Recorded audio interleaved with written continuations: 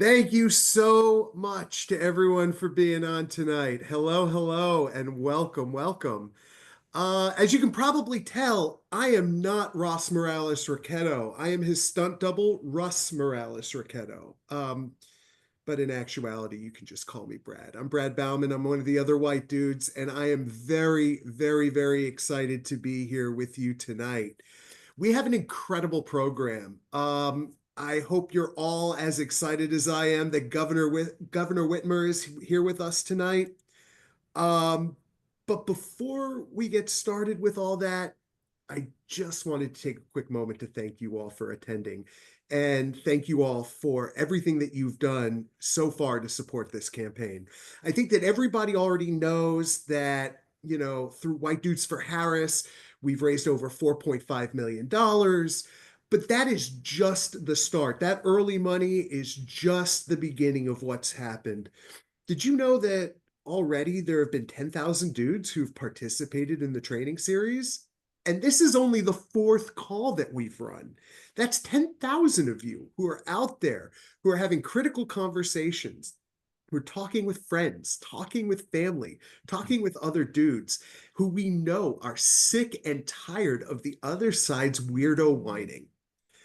And, I think we all understand that what we got going on is going to be so much better under President Harris.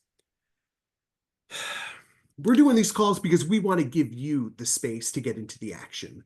The idea behind these is to get you fired up, to learn a little something. And with that, I do want to thank our great partners, the National Democratic Training Committee, and to hear about opportunities, to hear about some of the things that are taking place with the campaign, with volunteer opportunities, with other things that are going on. Tonight, you're going to hear from some awesome folks, and you're going to get a really incredible training on effective door-to-door canvassing from Josh Norris, who is a veteran organizer with over a decade of winning experience across the country. And a little bit later tonight, we're going to be hearing from one of the best organizers that our party has to offer. Ben Wickler, chair of the Wisconsin Democratic Party, will be joining us and talking to us about volunteer opportunities in one of the most crucial battleground states this year. We're also going to hear from Rob Nannis from Broadway for Harris, who will talk to us about an awesome program that we're participating in. But before we launch in, those of you who are watching, I know that you see the QR code on your screen. If you scan that and fill out the form, we're going to be able to keep you up to date with all of the latest volunteer activities that we have going on and connect you to the right places in order to ensure that you can be the most effective to bring home this victory in just under a month. But before we start the training, we have two visits. Folks, it is such an honor to be introducing our first speaker tonight, Governor Gretchen Whitmer. Governor Whitmer is without a shadow of a doubt one of the most exciting and most effective leaders in our party today and in America today. She's been serving as Michigan's 49th governor since 2019. Prior to that, she was Ingham County prosecutor, a member of the Michigan House and Senate, and like the rest of us self-respecting Gen Xers, is a big fan of Pearl Jam. Please join me in warmly welcoming Governor Whitmer. Governor? Thank you. Thank you, Brad. Good to be with you all. I am so grateful for all the ways that everyone on this call is helping the campaign, is spreading the word, is getting organized. It's 8 o'clock here in Michigan, and I just left a couple of events on Michigan State's campus. And I can tell you, it's the people that do the groundwork that make the difference in every election. We often think about the big organizations or the wealthiest donors, but it is the calls, the conversations, the postcards, the outreach, the doors. All of those things are what is going to make the difference in this election in particular. And coming from a battleground like the state of Michigan, and you're going to hear from Ben Wickler in a little bit, I can tell you that I would never be governor of Michigan, but for the battalion of people that did the groundwork. And so in a state like Michigan, where the difference in 2016 was two votes per precinct, what you're doing matters, can make the difference in this election. We're going to be embarking on a Blue Wall bus tour with Tony Evers in Wisconsin and Josh Shapiro in Pennsylvania and me. And we're going to be getting all across all three of our states. And while we have loud voices and platforms, the hand-to-hand, day-to-day outreach that is happening from organizations like White Dudes for Harris and other groups that have come together is where elections are won or lost. So thank you. We have 4 weeks and we do the work. We know this is going to be close, but I would much rather be playing our hand than theirs. We got a superior candidate. We've got a vision that creates opportunity for every person in this country and ensures that every one of us will be respected and protected under the law. And we've got a battalion of people, an army who is doing the ground game. And so thank you for everything that you are doing in my state and in all of these battleground states. This is what's going to make the difference. And this is what is going to make us feel good when we wake up on November 6th and get most of the count in. And on November 9th, when the rest of them come in, it'll be because of the work that you do. So thank you, thank you, thank you. And let's go. As the women's soccer team likes to say, LFG, baby. Let's go. Thank you so much, Governor Whitmer. Our next speaker is an incredible actor whom you know from his work on Wings, The Sopranos, Private Practice, and Madam Secretary.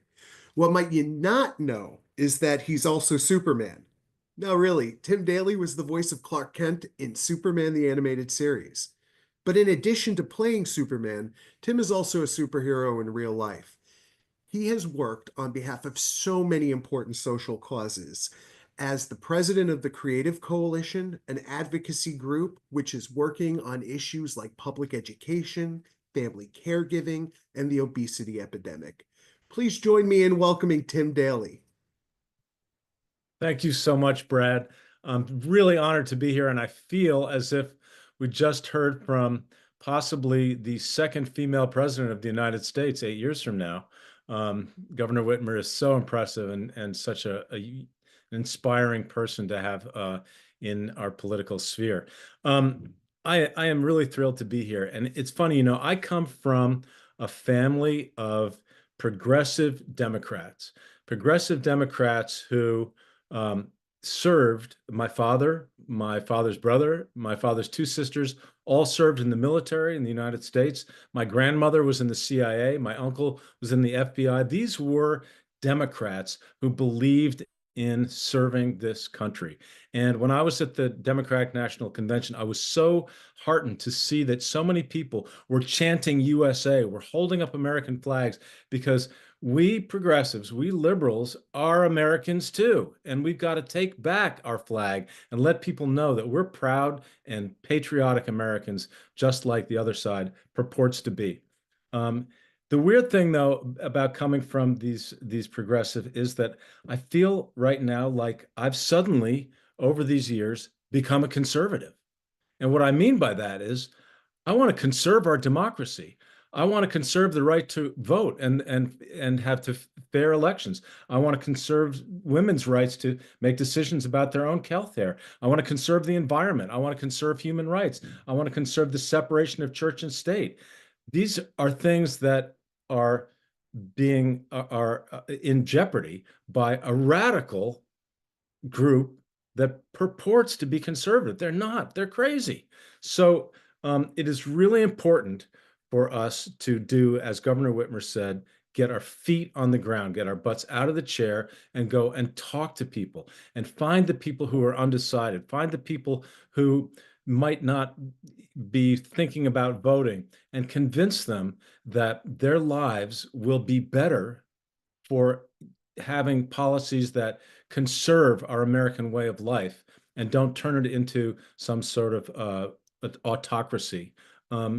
It's funny. I played the vice president to a female president in a television show called Commander in Chief. I also played the first gentleman to a woman president on Madam Secretary. So I've got some experience with this, so you can trust me.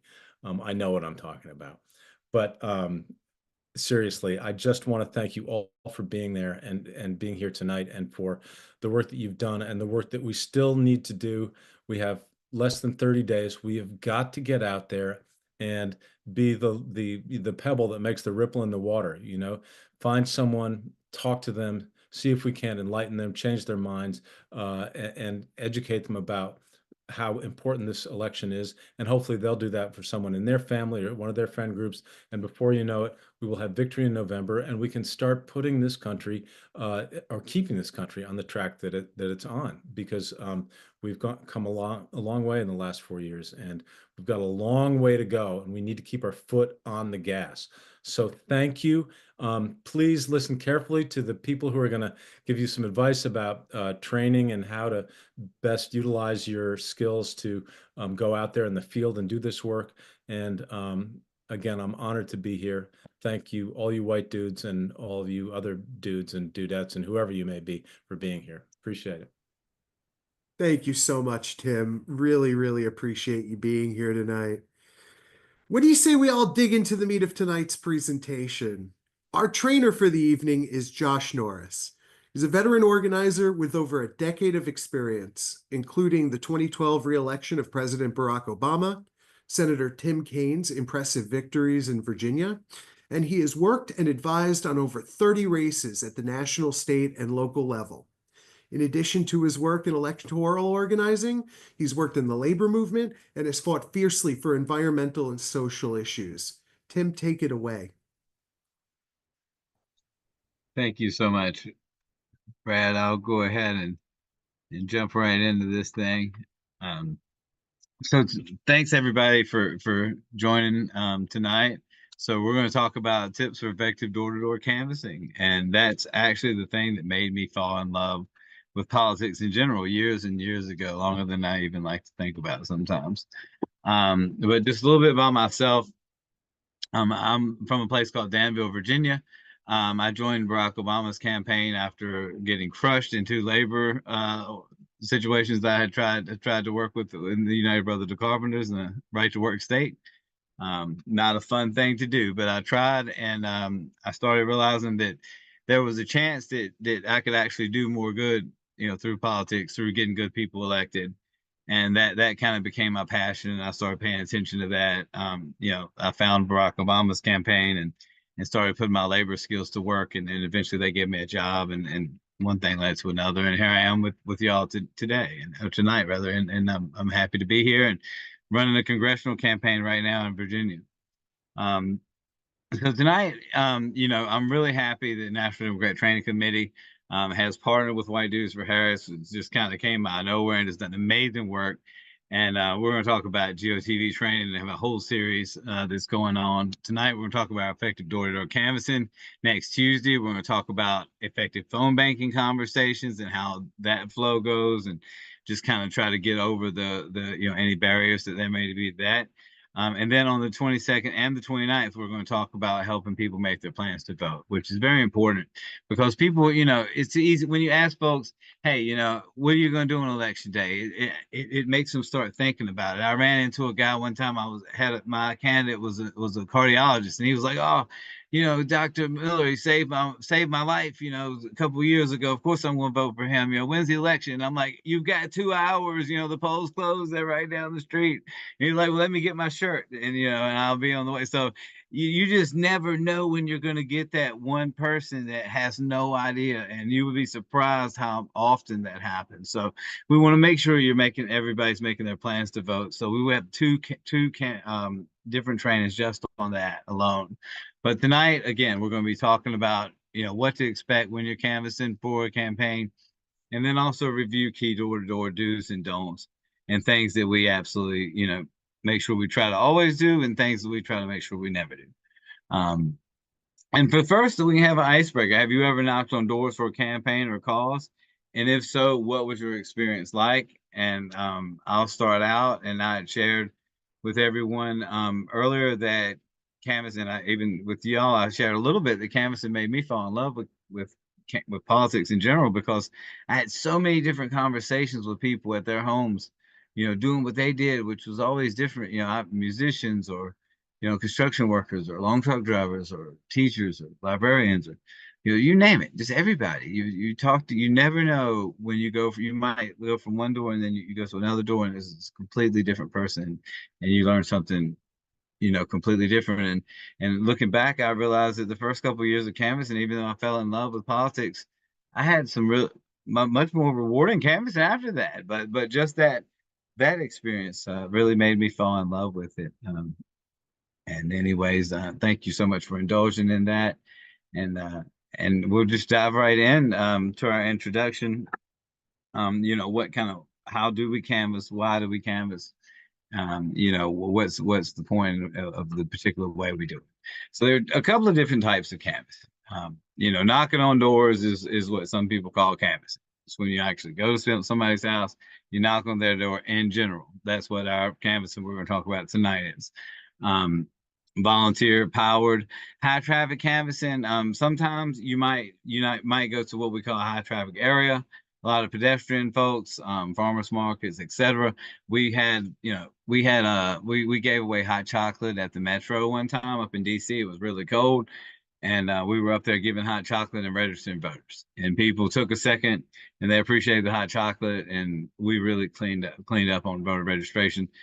We actually registered more people with Obama in 2008 at Piggly Wiggly, which is a grocery store.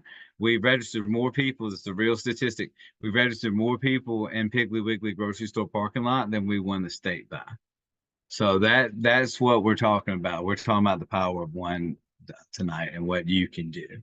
What we have learned about canvassing analytically or qualitatively and quantitatively, and you can look at the Analyst Institute. It talks about some of the data that comes from what canvassing is and what it does and how it does impact turnout. And we'll talk a little bit more about that. And I don't want to spoil anything, but it's the most effective voter mobilization tactic by far. Neighbor to neighbor. Hey, let me look you right in your eye and talk to you about this election because it's really important. I was in Sam's Club earlier and they talked about how much Walmart cared about me voting. And they just didn't do it for me. And that's not going to do it for many people. It's not even get out the vote. It's a great opportunity to involve other people that are in your network. If you've got friends that are like-minded individuals but haven't taken that step, if you get involved, they may join you. And that's honestly your best volunteers. And that's the nature of organizing, is making that personal relationship or taking existing personal relationships and leveraging those things in order to move people to action and things that we want to do together. And it's genuinely fun. Have a good time. Please, by all means, make sure you're hydrated, make a snack with you. Again, I fell in love with canvassing, and it's because I do obviously talk and a lot more than maybe I should sometimes. But there are two main reasons that we canvass, and we have a saying in politics, and anybody that's ever dealt with a lot of political things, you hear, well, if it's not in the van or the database, it never happened. And you hate hearing that, but it is true. If you don't enter your data, then we don't know what happened. So the whole point of us going to doors, and we'll talk about that, is we have specific questions we want to ask people, like, for instance, the people are already early voting in many states right now. We want to ask them if they voted, okay? And if they say yes, they voted, then we want to make sure we mark that data on our phone or our paper list if we happen to be still using that. And that way, someone won't come to their house tomorrow and say, "Hey, are you going to vote?" And they say, "Well, you just got here yesterday," because they wouldn't know, right? So you waste time and efforts, and I've seen that happen before. So it's not an unprecedented thing. So make sure you enter your data, but make sure you're having good quality conversations. And sometimes there are two people that do that. Find opportunities to get involved. Search Mobilize. That's our app where you can find a lot of things that are going on locally with you. Hopefully you have a strong Democratic committee where you're at, the Democratic Party of the state. If not, in your locality, check with the state. Check the websites out, check their Facebook out, check their Twitter out, send them a message. Sometimes it takes all the above type of thing, just depending on what condition things are in. So right now we want to do as much as we can. So do anything you can to get plugged in. If there are other progressive organizations that are helping the campaign, like National Democratic Training Committee, like White Dudes for Harris, then make sure you get involved and make sure you do whatever that you can do to make your voice heard and make your time count to help push us across, and so we can run through the tape. So supporting a canvas, ways to get involved beyond the doors, right? So knocking on the doors is very important, but it doesn't just start and end with knocking on the doors. You have to have a location. You have to have materials or list numbers. There's computer work that has to happen. So you want a canvas captain, which is an experienced canvasser and someone who can actually put some folks together and get people doing what needs to be done. A lot of time the canvas captain and the training captain are the most experienced canvassers, because obviously you can't teach someone how to do something that you do not know how to do. So you have those folks, critical roles. Have your canvas captain is kind of making sure everybody gets out, everybody's got what they need. You've got your data captain who's making sure that they're recording all of the things that come back if you have paper lists. And also in sign-in sheets too. Your training captain who's making sure that there's uniformity, just like McDonald's. If you get a Big Mac in California or you get a Big Mac in Virginia, they say they are the same. I have to test it out one day, but that's what we're going for here. We're going for a standardization of the experience that people are getting, and making sure that everyone's doing a good job. And a greeter, the greeter's there to make sure everyone comes in, they sign in. Again, going back to the data, the greeter's there for more than just making sure, you feel warm and all that sort of thing, but they are there for that too. But all that's important. The greeter's there, the training captain, data captain, canvas captain, and everybody has a critical role. And we'll talk about staging locations and how and where all those folks fit into that in a little bit. Again, well, that wasn't that long, was it? So our staging locations, first thing you do when you come in, you talk to your greeter, right? Again, like I said, your greeter's got their sign-in sheet right there in front of you. They're usually going, "Hey, how you doing? What's your name?" So they're going to, get you to sign in right there. They're going to also make sure that, if they're not, if sometimes you have a couple of greeters and they may do the training themselves, or they may be pushing you to a next station where you sign in here, then you move over to get trained.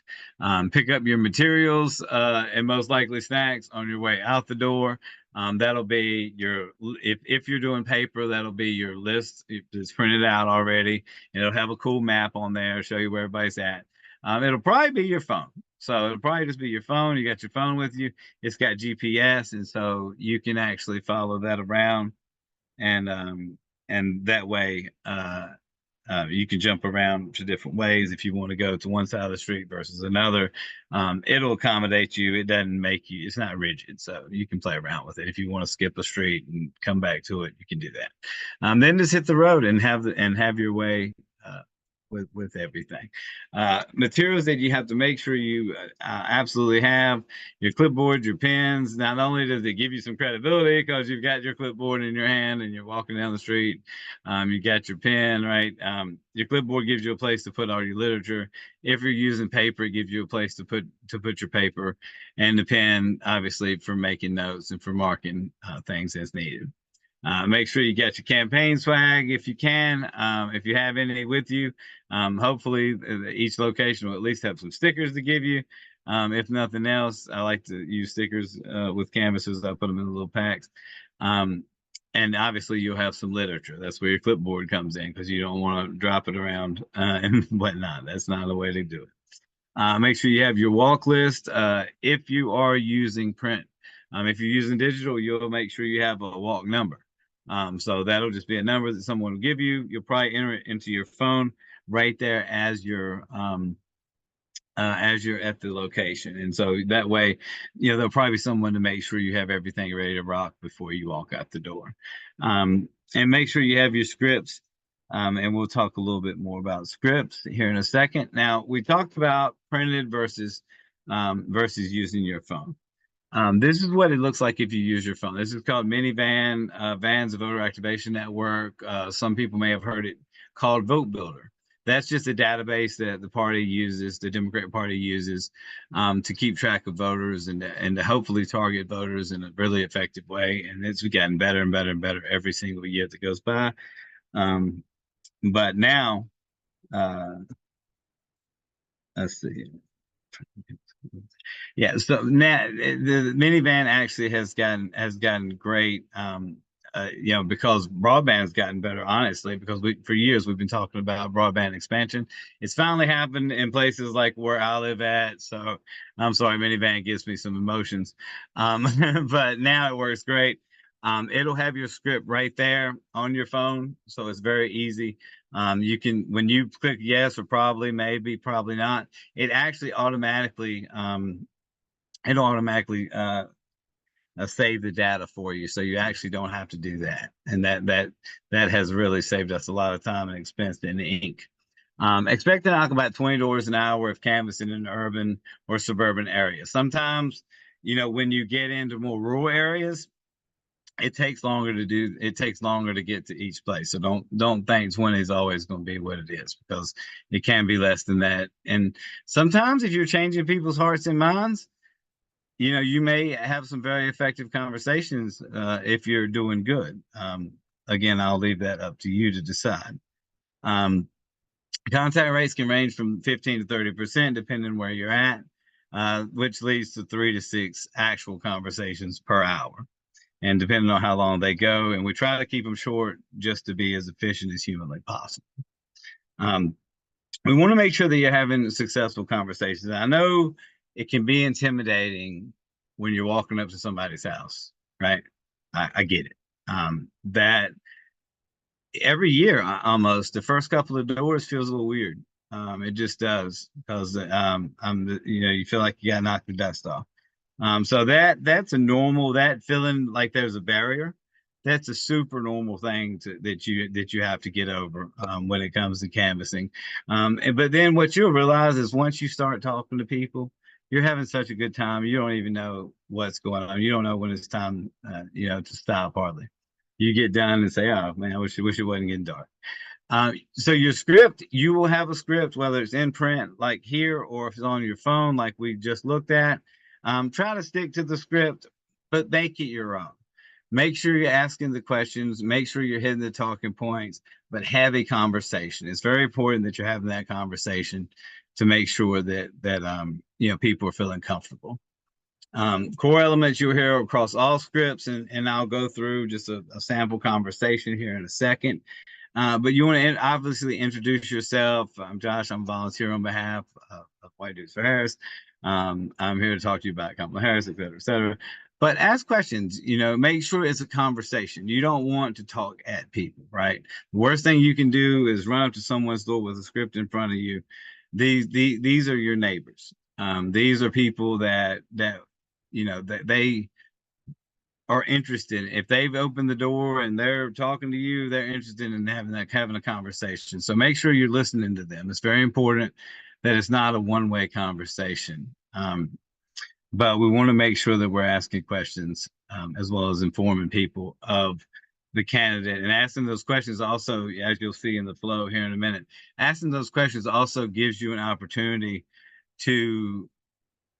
or listening to them gives you an opportunity to ask the questions. That's one thing you'll notice. So listen, and then ask based on what you hear, and then lean into the things that matter to that person. Thank them profusely and keep moving. A sample conversation here, and again, I will not, go too over the top with reading every little thing. But again, introduce yourself. This is someone that lives near you, more than likely. This is your fellow American. This is your somebody you are interested in having a conversation with. So just introduce yourself, let them know you're volunteering, and chances are they'll be happy at that. They're not going to be rude because you're not trying to sell them anything. They'll be super chill about it. That's one thing I've noticed. It is intimidating sometimes to try to just run out there, but what I've noticed, people get happy, especially if you're telling them about stuff they didn't know, when election day is, what they need to do to make a plan, all of those critical things. Obviously making sure, she's identifying herself as a volunteer. Talked to Roger a couple of doors down. So she's mentioning someone else in the neighborhood. That's an extra validator. And he's been texted by Roger, right? So he agrees. So again, that just you start to get into that conversation. And since she's been listening, she knows, hey, the last big storm left our house without power. You know, they're starting to build a repertoire here. They're starting to build a relationship. And you can really use that to say, hey, can we count on your vote, right? We need to make sure that we're fighting for climate change. And he's obviously more likely to be receptive to that because they have built that repertoire between the two of them. And again, thank them so much.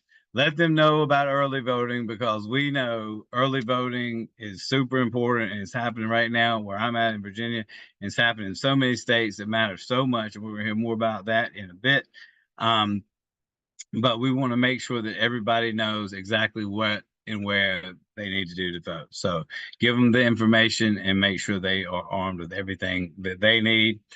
And then again, just thank them so much. Let them know how important it is. And then, they'll be super cool, ready to rock and roll and change the world. Again, just to reiterate, we want to make sure everybody feels that they're valued. We're showing respect and open to other people's perspectives without being combative. We're engaging with their responses. We're using verbal and nonverbal cues to show that you're listening.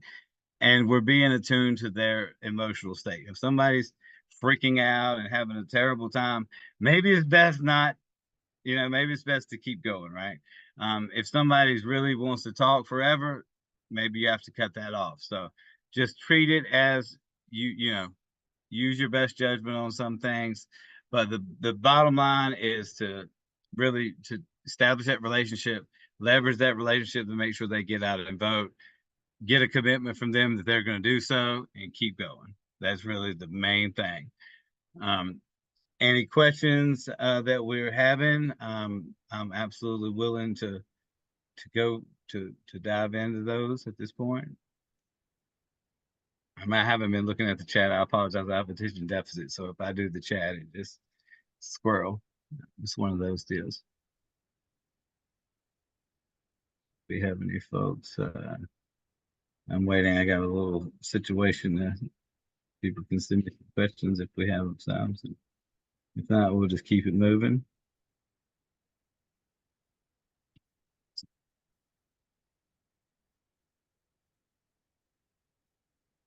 All right. Somebody actually asked about bringing a pet. Sure. Great idea. Also, a good idea. That brings up a wonderful thing that I've had several candidates do, which is keep some milk bones in your pocket. Break them in half. Never hurts to have some dog treats with you. Make sure because that way, that can help you out a whole lot, both with voters and with dogs or cat. If you've got a little treat there and there's a dog coming at you and you say, here you go, that can stop something from happening. If you're talking to a voter and you give their dog a snack, you just got to vote. I mean, even if they're not with your candidate, sometimes you can change their mind by changing their pet's mind. But that's a wonderful question. Thank you so much for asking that. But absolutely bring your fur babies. Absolutely. My guy, he's a little too lazy. Okay. If you read in a red area, is it good to canvas there? Someone asked about being in a red area. I started in a red area. Absolutely. Yes.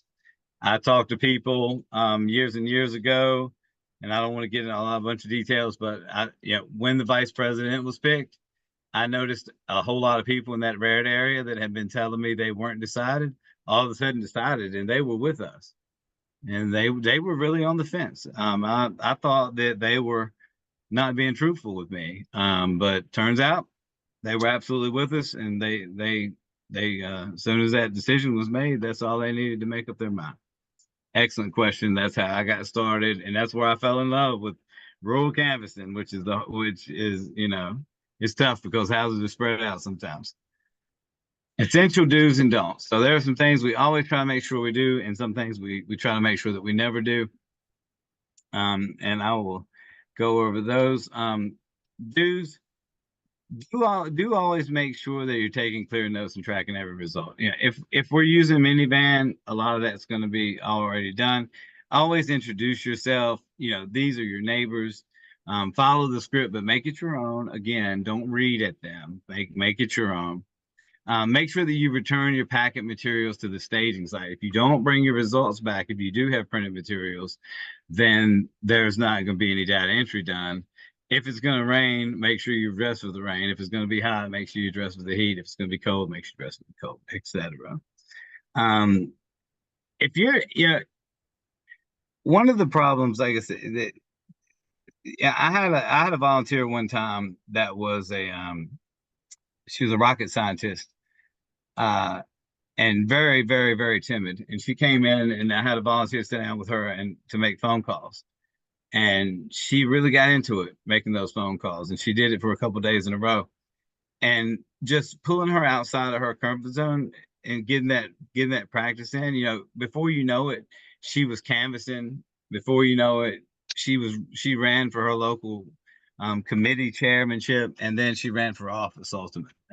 So, sometimes, one of the things that I've noticed, as far as canvassing, as long as you like to talk to people, you're going to be great at it. Sometimes it's just about getting over that initial jump and just jumping in there and start talking to people. It's best to go with someone that's done it a few times the first couple of times you go. Don't go by yourself the first couple of times you go. Go with a buddy. And some people will try to tell you not to do that, but do that. If you need to do that, do that. If you feel confident, maybe don't. But please go out with someone if you're feeling a little hesitant, and even if you're not, it's always good to get that training. Some things we don't want to do, absolutely. We don't want to go inside houses. You never know what's going on. We don't want to make excuses for folks. If people don't want to do this or don't want to do that, don't say it's okay. Just keep it moving. Never put anything in the mailbox. It's illegal. Do not touch the mailbox. It's okay to stick stuff under the mat, under a potted plant, shut it in the door, in the screen door, any of that. Don't go negative. We're not there to talk trash about the other folks. We're there to talk, about our vision, our positive vision for the future. There's plenty of negativity going around. We don't need to add to that. Don't ignore any posted signage. If you get to a place and there's a gazillion no trespassing signs and this and that and the other, use your best judgment. If for whatever reason, not even posted signage, but I'll elaborate. If for whatever reason you don't feel comfortable going somewhere, don't do it. Use your best judgment in everything. If you think that someone is all in when you're talking to them and you think you need to make sure they volunteer, make sure you do a hard volunteer ask, right? Use your best judgment in all things that you do. And you'll find that really serves you well. All right, so key takeaways that I want to make sure everyone has gotten from this is our canvassing is the most effective tactic for voter mobilization at scale. Again, there's a place called the Analyst Institute. You can look at the statistics there. They've done lots of work around canvassing and about what's good and what works, what doesn't work, and how effective it actually is. So please look that data up. Let the script guide your conversations. Again, don't make it, don't go up with the script in your face in front, and talk at the people and read at people. Make it your own, but use it as a guide to your conversations. Make sure you're hitting the talking points. You're asking the questions, and that way you're gathering the data, which is ultimately what's going to help to guide us. Make sure that you're gathering accurate data on the conversations. It's really important that you do that. I've had different ones come back that, we had a 1 through 5 scale, and people that have canvassed a lot will understand exactly what I'm talking about.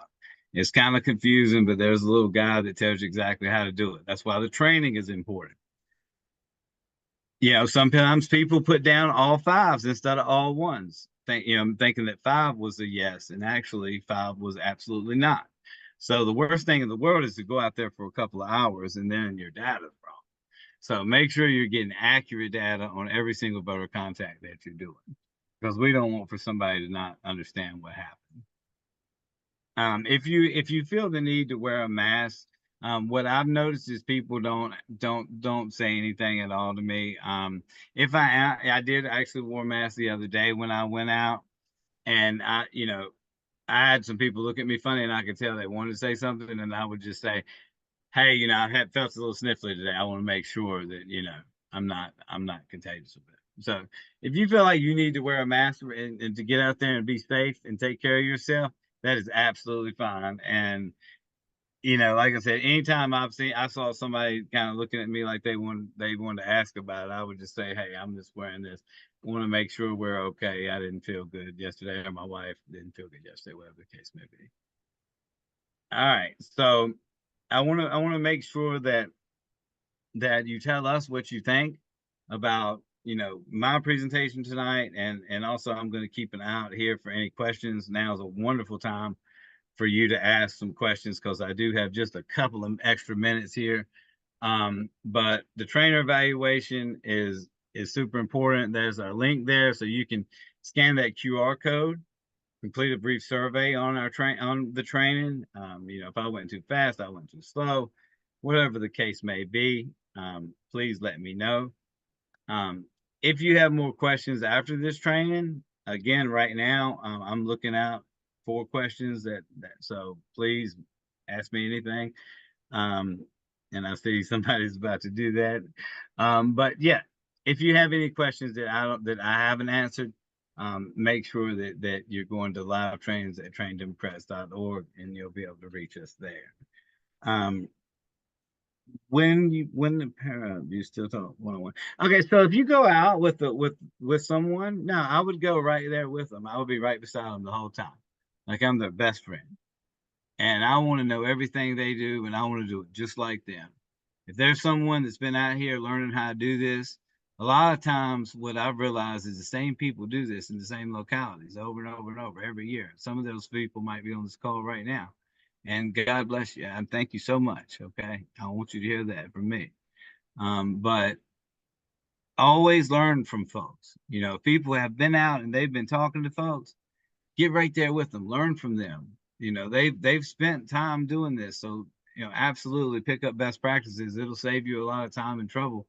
And also make you more comfortable to go out by yourself. And next thing you know, you're training somebody how to do it. And you're a canvas captain, and you know, you're running a staging location, et cetera, et cetera. So, and I'll go ahead and switch to the next one here while other questions are coming in. But we want to make sure that you join us next week for our tips for effective phone banking conversations, and where you'll learn how to get the most out of time spent making calls and sending text messages on behalf of the campaign. And again, thank you so much. I'm going to answer the questions here, but we got, oh, got some, apparently y'all had a good time. Don't make me blush, please. Thank you. Thank you. That's a good slide to end on, but please go to traindemocrats.org, where you can go to virtual live trainings for free. It doesn't cost anything at all. You just got to check a box saying you're a Democrat. But thank you all so much. You could have been anywhere at all, but you're right here with me, and there's nowhere else that I'd rather be at all. We do not, why we don't want to put anything in the mail is because that is illegal, period. Okay. Look, Google it. Google, is it legal to open someone else's mailbox? And Google will tell you absolutely not. Do not touch anyone else's, please, please, please do not touch anyone else's mailbox. Okay. Because that's not, yeah. We don't want the Republicans to be able to say, look at there, you know, there they were stealing my mail or something. But just leave the mailbox alone. It is illegal, so don't do that, please. But I hope everyone enjoyed it. I have enjoyed this quite a bit. And again, like I said, this is what made me fall in love with training. We've got our virtual live trainings at traindemocrat.org. You can follow us on all our socials. And again, my name is Josh Norris, and it's been just my incredible pleasure to be here. And I can't wait to not only watch the first African American female president get sworn in, but also my candidate who's running for office, who also be the first African American female sworn into her particular race. And so I'm feeling really good about this year. I'm feeling really good about our congressional candidates from the bottom all the way up to our senatorial candidates and beyond, and our gubernatorial candidates, and obviously with Governor Walz and with Vice President Harris, I'm just so filled with joy and so optimistic. And I haven't felt like this since Obama 2008. 2012 didn't have anything on this, and I was here for both of them. And I can tell you right now, I have not felt this since 2008, and I'm just feeling really good. And thank you all so much. Josh, I couldn't agree more with you. Thank you so much. That was a kick-ass presentation. Hey, folks in the chat, give Josh some love for that, huh? Show him how much we appreciate the fact that he came and spent some time with us today to talk us through being on the doors. Our next guest is a fixture who has been, how do I put this? Just about as long as I can remember, he has been a fixture on our side's organizing. Back in the old days, he was a name I became familiar with because I'd see him show up on the sender line of Move On's emails. He distinguished himself as one of our movement's best organizers during his time at Move On. He played a pivotal role in the defense of the American Affordable Care Act. He was always up there on Capitol Hill working hard to make sure that members of Congress were out there doing the right thing. Since leaving Move On, Ben was elected chair of the Democratic Party of Wisconsin in June of 2019, and he has been leading the party through victory after victory, including Wisconsin's defeat of Trump in 2020, Governor Evers' reelection in 2022, and two landmark state Supreme Court races. Y'all, please give a warm, warm welcome to Wisconsin Dems Chair Ben Wickler. Thank you so much. Hello, fellow white dudes for Harris and all participants in the Zoom tonight. Thank you so much, Brad, for that kind introduction. Josh, thank you for that great training.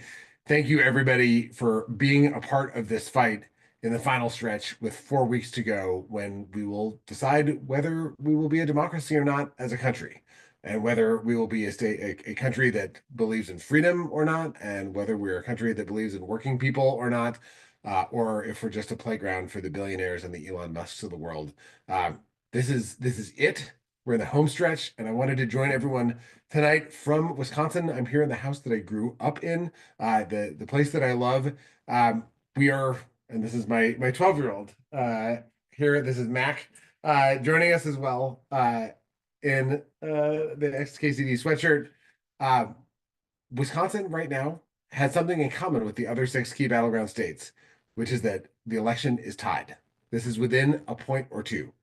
And what we all do in these states in this final stretch could very well determine the outcome of this election, of the presidential race, of the Senate majority, of the House majority, of our state legislative majorities in our states, and thus the future of democracy and freedom up and down the ballot at every level. And what we know is that if we win a trifecta now, we're going to pass the John Lewis Voting Rights Act and the Freedom to Vote Act. We're going to pass national bans on partisan gerrymandering, national voting protections. We're going to pass Tammy Baldwin, my great senator's Women's Health Protection Act, to ban abortion bans nationwide and restore Roe versus Wade, which affects women and men and everyone who might ever think about being part of starting a family or deciding whether or not to have kids. All of that could happen. The Protecting the Right to Organizing Act could be law within the next year. All of these things that we've been fighting for that will open up a future of freedom for this entire country if we win. And if we lose, we know what Republicans will do nationwide because they wrote it down in Project 2025 and because we've seen what they did in Wisconsin when they took power here in 2010. So I wanted to join tonight to share the cautionary tale of what happened when an authoritarian movement seized control of a purple state in 2010, and then use their power to smash our systems of democracy and representation to ensure that they would never lose again. When Republicans took control, they went from a blue trifecta to a red trifecta in the 2010 elections in Wisconsin. And they immediately, after running on unrelated stuff, as they are doing now, they immediately started using their power to wish for more wishes. They used it to smash unions. We've had a bigger decline in union density in Wisconsin than any other state in the country. And that really undermined the economic support for families across the state, and it undermined our democracy because unions have always been at the forefront of the fight for democracy in this country, in workplaces and in the civic arena. They went after voting rights. They suppressed the vote. They passed a law intentionally targeting young voters and black voters, and it had its intended effect. It came into effect in 2015. Trump won in 2016. In Wisconsin, we were the only state where black turnout and student turnout fell from 2014 to 2018 because of this right-wing law targeting those voters. In Wisconsin, they gerrymandered our legislative maps, so much so that in 2012, when we won statewide in a landslide, elected Tammy Baldwin, elected Barack Obama, the Republican majorities grew in both chambers of our state legislature. Republicans have held control of our legislature ever since because they rigged the rules.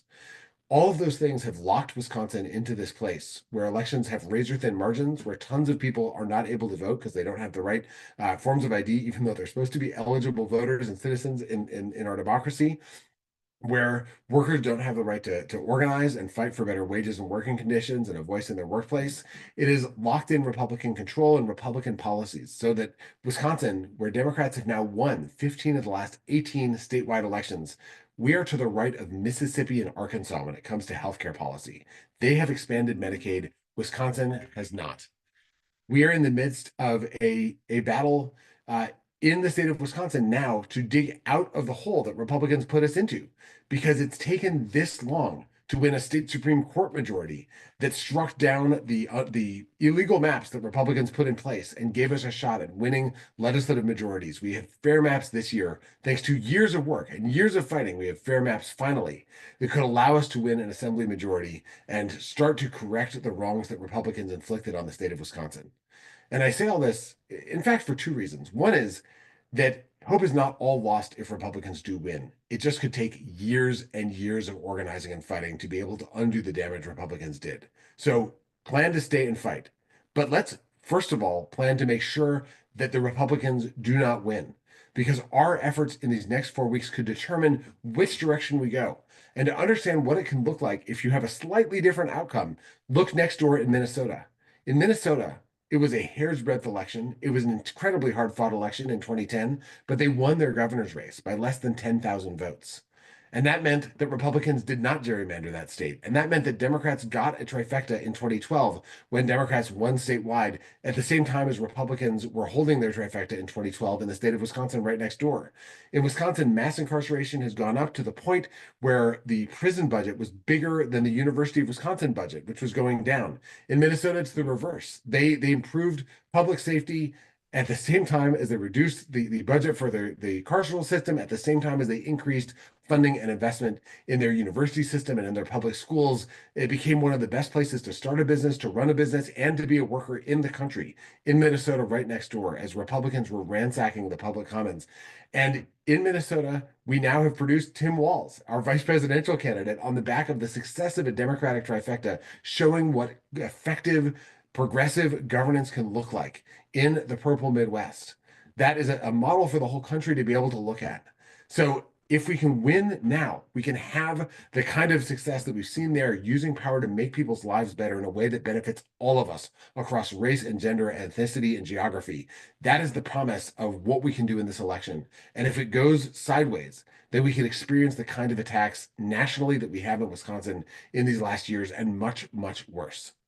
So that choice is before us, and it's before us at every level of the government. And the kind of door knocking and door-to-door canvassing that we just got trained on is the key to victory. This election, pollsters will tell you it's in the margin of error. We call that the margin of effort. If we work our hearts out for these final weeks, if we as white dudes recruit other white dudes to vote for Kamala Harris, if we do that work and show that we can build a multiracial democracy that lifts up everybody, we will make a better life for ourselves and the people we love and the generations to come. That power is in our hands.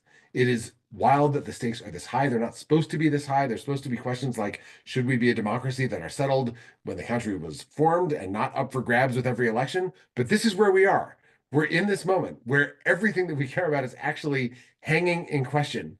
And just the slightest breeze could tip the whole thing. And instead of a slight breeze, we have historic massive hurricanes fueled by climate change. So we are fighting in the midst of a gale. But that same wind, the force of that wind, and I hope that everyone's staying safe, that can be, if we can catch it, if we can take all this energy and channel it into the things that matter in reaching voters who often are skeptical about politics, think politicians are corrupt, don't have time for either party, but they will listen to someone talking to them respectfully at their door. If we can channel the intensity that we feel into respectful, meaningful, honest conversations with people, we can win this election and we can make this moment a turning point in the history of the country. We have that in front of us. And I'm so grateful for everyone, for Ross and Brad, everyone involved in organizing this space. And I'm so grateful for everyone who's joined us tonight, because in these 4 weeks, we'll be able to do work that we're proud of for the rest of our lives.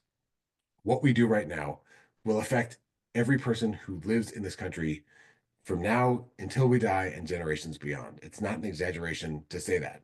It will certainly define the experience of living in this country for the next few years for everyone. And what we do in these next 4 weeks, we will remember either with regret because we didn't do all the things we knew we could do, or with deep pride because we left it all on the field. I have been coming back over and over to a quote from a great Wisconsin white dude named Vince Lombardi, the legendary coach of the Green Bay Packers. And I'm just going to close by reading that quote tonight because I really feel like it speaks to what we all need to do in this final stretch. Vince Lombardi said, "I firmly believe that any man's finest hour, the greatest fulfillment of all that he holds dear, is that moment when he has worked his heart out in a good cause and lies exhausted on the field of battle, victorious." That is our opportunity now. Let's do it. Let's fight. Let's collapse in exhaustion, and let's win this election. Thank you all so much. Thank you, Ben. We're by your side. And if you know somebody who has the opportunity to get up to Wisconsin, or you know folks who are in Wisconsin, urge them to get out there and urge them to have those conversations, because we can do this. Our next guest, Rob Nanis, is an award-winning theater, live event, and digital producer. For the last 7 years, he has served as the founding executive director of the Tony Award-winning nonprofit Broadway Advocacy Coalition, where his work focuses on integrating arts and social justice. During his tenure there, the organization grew from a volunteer-based collective to a nationally renowned leader in arts advocacy, and partnered with organizations ranging from Columbia Law School to the Center for Popular Democracy. Please welcome Rob Nanis. Hey there, so nice to see you all and be here. I've been really inspired by all of the incredible work y'all have been doing over the last month or two of the campaign. As Brad said, my name is Rob Nanis. I'm currently representing Broadway for Harris, which is another group that has sprouted up over the last month or so, inspired in many ways by the great work you all are doing. I'm here to talk really briefly about an opportunity coming up. We've been working with the Harris Walls campaign on how to kind of pull people together, work across a lot of these different organizing groups. And so we're putting together an event this coming Monday called the Kamala Dial-a-thon, where we're going to be trying to make our way through 1 million phone calls in about a 6-hour phone block on Indigenous Peoples Day. And so we've been kind of pulling in a lot of different groups that have been doing such great work, like you all, including White Dudes for Harris, Swifties for Kamala, Women for Harris, Musicians for Kamala, and Queers for Kamala, and Geeks and Nerds for Harris. And we're continuing to pull in a lot of different groups. As you probably know, at this point, we're starting to move away from the persuasion piece and starting to move into the get out the vote piece. And so they've got a lot of folks to make phone calls to, and we're trying to help them make a bit of a dent in that. So I will make sure to share the actual, can I share a link in the chat, or should I? Okay, great. I'm going to share a link to the event itself. It's this coming Monday, as I said, 12 to 6 p.m. And we will be announcing some really fantastic different kind of celebrity hosts to come in and speak a little bit about their experiences. But it's been a really exciting day, a really great way to spend your Monday, and a great way to help the campaign and kind of make a dent in their voter rolls. So I really appreciate if y'all can join us. It should be a really wonderful day. Yeah, thanks so much. And thank you very much, Rob. We have come to the end of our presentation, but before we go, you see this right here? You see this little QR code right here in the corner? If you could very quickly just go to that thing right there, sign up for updates.